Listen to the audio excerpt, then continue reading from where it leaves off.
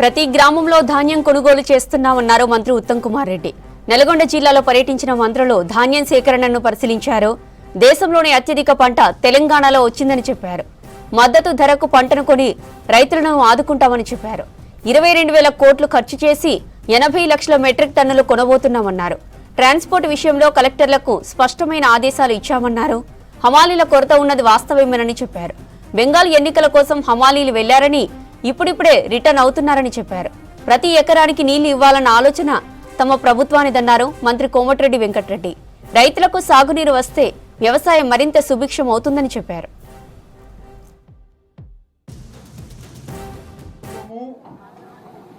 ఇప్పుడు ఈ రబీ పంటలో తెలంగాణలో ప్రతి గ్రామంలో, ప్రతి మారుమూల ప్రాంతంలో, ప్రతి ప్రొక్యూర్మెంట్ సెంటర్ నుంచి, ప్రతి రైతు దగ్గర నుంచి ఎంఎస్పికి ధాన్యం కొనుగోలు చేయడానికి అన్ని విధాలుగా ముందుకు పోతున్నాము.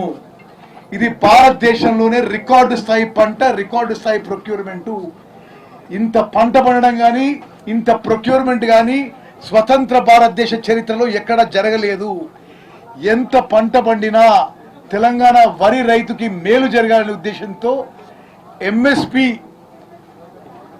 కనీస మద్దతు ధరకి ప్రభుత్వం ఎంత అప్పు తీసుకొచ్చినా సరే ఈ పంటకి 22,000 కోట్ల రూపాయలు మేము ఖర్చు పెట్టి ప్రతి ప్రొక్యూర్మెంట్ సెంటర్ దగ్గర, ప్రతి రైతు దగ్గర ఎంఎస్పికి వరి ధాన్యం కొనుగోలు చేస్తున్నాము. ట్రాన్స్పోర్టేషన్ విషయంలో, హమాలీల విషయంలో వస్తున్న కొన్ని సమస్యల విషయంలో కలెక్టర్లకి స్పష్టమైన ఆదేశాలు ఇవ్వడం జరిగింది. ఇంకా ఏ అవసరాలకి ట్రాన్స్పోర్ట్ వాడుతున్నా అది ఫోర్సిబుల్గా వాపసు తీసుకొని ప్రొక్యూర్మెంట్ కోసం ఉపయోగించండి. హమాలీల కొరత కొంత ఏర్పడ్డ మాట వాస్తవం. ఎందుకంటే బేసిక్గా ఇప్పుడు తెలంగాణలో 80-90% హమాలీలు బీహారు, వెస్ట్ బెంగాల్ రాష్ట్రం నుంచి వస్తున్నారు.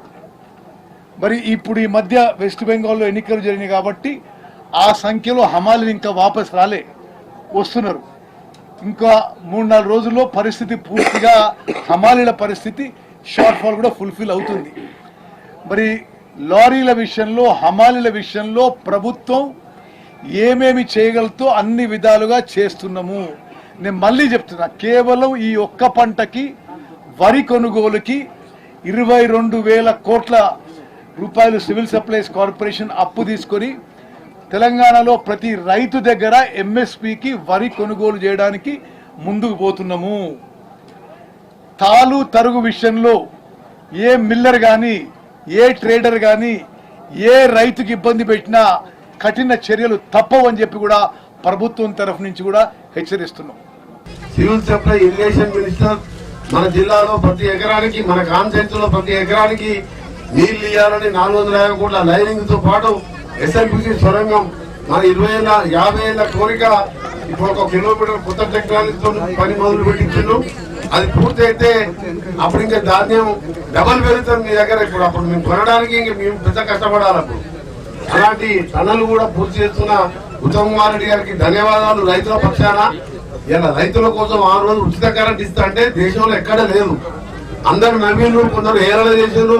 కరెంటు రాదు, మీరు బట్టలు కరెంటు వైర్ల మీద బట్టలు వేసుకోవాలన్న వాళ్ళు కూడా ఉన్నారు. అన్ని రాష్ట్రాలు ఉచిత కరెంట్ ఎందుకు ఇస్తున్నావు? అప్పుడు మన కాంగ్రెస్ పార్టీ రాజశేఖర రెడ్డి ముఖ్యమంత్రిగా సోనియా గాంధీ అనుమతితోనే రైతు సంక్షేమ కార్యక్రమాలు మొదలు పెట్టిందే కాంగ్రెస్ పార్టీ. నారాయణ సాగర్ అయినా, బాగ్రా నగర్ అయినా, శ్రీరామ్ సాగర్ అయినా, శ్రీశైలం అయినా కట్టిన డ్యాములు కట్టింది మనం. సొరంగం ఇవాళ 30% పూర్తి చేస్తే 4 లక్షలతో పాటు మీరందరూ ఇవాళ 2 పంటల నీళ్ళు వచ్చేవారు. కానీ ఉత్తమ్ కుమార్ రెడ్డి గారు నన్ను అమెరికా పంపించి అటు దానికి స్పెషల్ గా బేరింగ్ తెప్పించిన పని మొదలు పెట్టి కొన్ని రోజులు కూలిపోవడం బాధాకరం. 8 మంది చనిపోవడం అయినా కానీ అక్కడ కష్టపడి ఆయన 4 రోజులు సైట్ లో ఉండి కొత్త టెక్నాలజీ ద్వారా దాని పని మొదలు పెట్టించడం, లైనింగ్ పనులు కూడా కిందికెళ్ళి మొదలు పెట్టడం, పైకెళ్ళి కూడా మొదలు పెట్టి డిస్ట్రిబ్యూట్ కెనాల్తో పాటు ఇవన్నీ చేస్తామని. ముఖ్యంగా ఈ రోజు ప్యాడీకి సంబంధించి మీరెవ్వరు కూడా కష్టమైన నష్టమైన ఇంకా 2-3 రోజులలో, 3-4 రోజులలో మనం ఇప్పుడు వచ్చిన సెంటర్ లో కూడా లారీలు ఎక్కువ చేయమని చెప్పి కలెక్టర్ గారికి చెప్తున్నాం. కొద్దిగా ఎక్కువ చేస్తే ఎందుకంటే రోజు 4 వస్తున్నాయి, ఒక 10 లారీలు లెక్క 4 రోజులు పంపిస్తే అయిపోతుంది. రైతు యొక్క కష్టాన్ని ఇంకా ఈ విధంగా రాబోయే రోజుల్లో ఏ విధంగా రైతు పంట పండించిన వరి ధాన్యాన్ని కొనుగోలు చేయాలనే ఒక ఆలోచనతో ఈరోజు ప్రజాపాలన ప్రజలు కోరుకునే ఈ ప్రభుత్వం మంత్రులు ఉత్తమ్ కుమార్ రెడ్డి గారు కానీ వెంకరెడ్డి గారు కానీ ఇన్ఛార్జ్ మినిస్టర్గా మేము రావడం జరిగింది. రైతులకు ఇప్పుడు దానికి సంబంధించినటువంటి ఇప్పటి వరకు ఎన్ని వరి ధాన్యం కొనుగోలు రావడం జరిగింది, ఇంత కొనుగోలు చేయడం జరిగింది.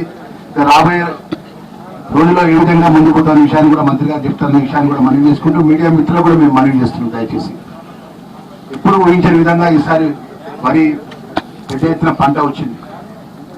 రైతులు ఉన్నటువంటి ఎక్స్పెక్ట్ చేయని విధంగా ఒక్కొక్క ఎకరానికి వారి గతంలో దానికంటే ఎక్కువ రెట్టింపుతో వరి ధాన్యం రావడం జరిగింది. మరి దానిలో భాగంగా ఈరోజు ట్రాన్స్పోర్టేషన్ కానీ హమాలీ కానీ ఇతర సమస్యల విషయంలో పట్ల మా జిల్లాకు సంబంధించిన జిల్లా అధికారులు, సివిల్ సప్లై కమిషనర్ గారు, మా మంత్రి గారి యొక్క ఉత్తమ్ కుమార్ గారి నేతృత్వంలో పట్ల ఎక్కడ ఎవరికి ఇబ్బంది జరగకుండా కొనుగోలు చేయాలనే ఒక సంకల్పంతోనే నేరుగా రైతుల దగ్గర రావడం జరిగిందనే విషయాన్ని కూడా